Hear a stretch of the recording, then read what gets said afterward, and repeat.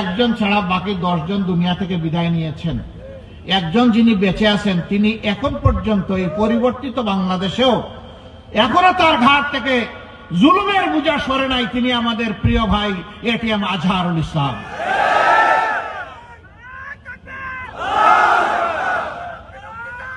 আমরা সরকারকে যথেষ্ট সময় দিয়েছিলাম। এক এক করে কারাগার থেকে সমস্ত রাজনৈতিক নেতারা মুক্ত হয়ে এসেছেন। এটিএম আজহারুল ইসলাম যখন বন্দী হন তখন ছিলেন তিনি বাংলাদেশ জামাত ইসলামীর ভারপ্রাপ্ত সেক্রেটারি জেনারেল। আমরা সরকারের কাছে স্পষ্ট জানতে চেয়েছি তিনি এখনো কারাগারে কেন?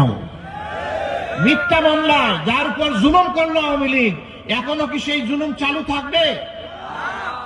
এই জন্য এই দলের একজন ছোট্ট দায়িত্বশীল হিসাবে আমি ঘোষণা করেছি যে আজহার ভাইকে ভিতরে রেখে আমি আর বাইরে থাকতে চাই না।